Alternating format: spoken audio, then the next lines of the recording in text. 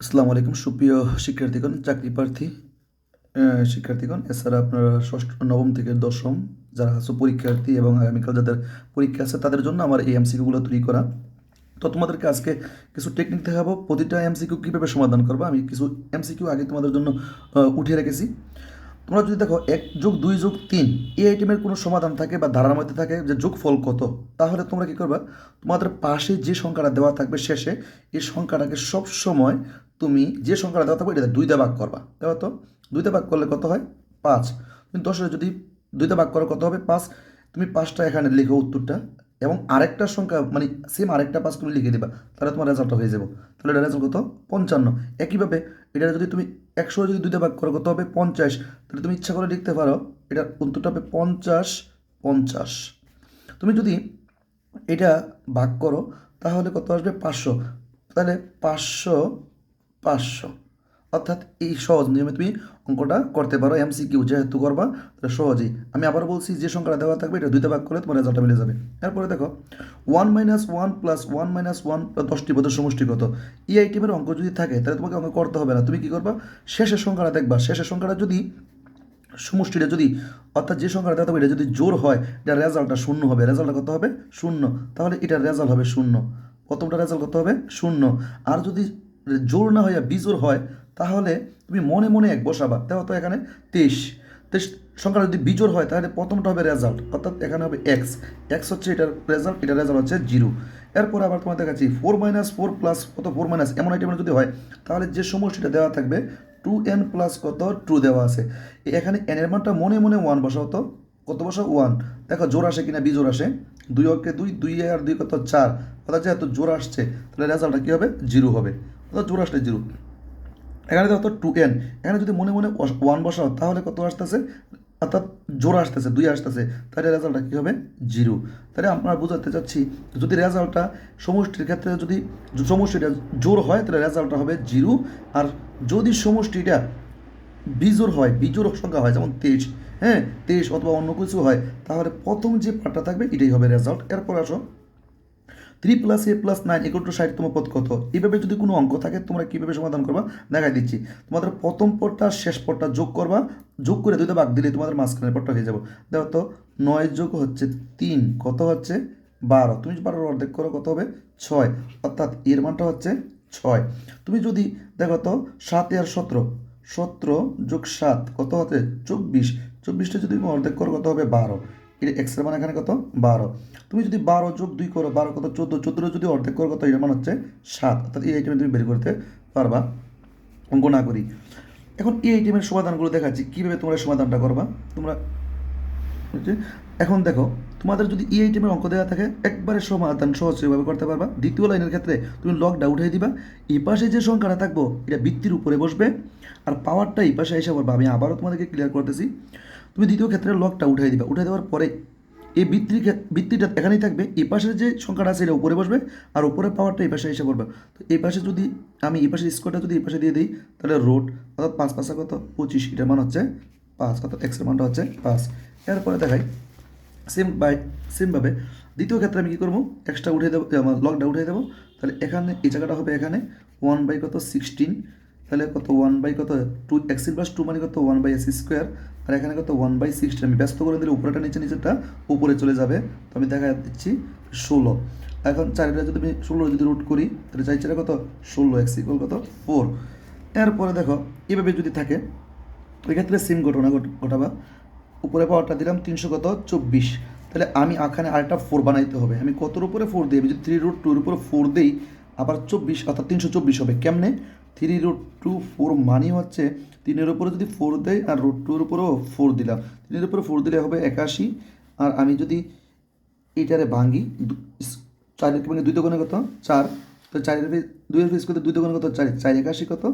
4 81 হচ্ছে 324, অর্থাৎ 324 পরিপূর কাটতে x কত? 3√2। এই আইটেমের অঙ্কগুলো কীভাবে করবো একটু সমাধান দেখাচ্ছি। ভিডিওটা একটু লং হবে, তারপর কোনো সমস্যা মনোযোগ দিয়ে তোমরা দেখো। এখানে আছে কত? আমি কত? 4। তাহলে আমি এই কাজটা কী করবো? ভেঙে ফেলি।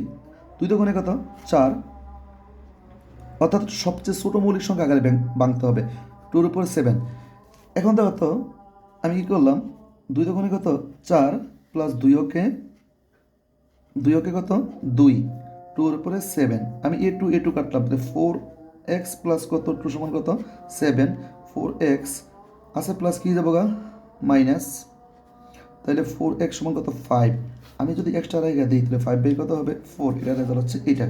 এখন এটা কীভাবে করবো, আমি রোডের মান কত, রোডের মান হচ্ছে হাফ x প্লাস 1, কিউবের মান কত 1/3, 2x মাইনাস কত 1, তাহলে আমি এখন কী করবো, এই মানটা কেটে দিলাম, কেটে দিলে উপরে থাকবে কত x প্লাস 1, নিচে থাকবে কত 2, উপরে থাকবে 2x মাইনাস 1, নিচে থাকবে কত 3।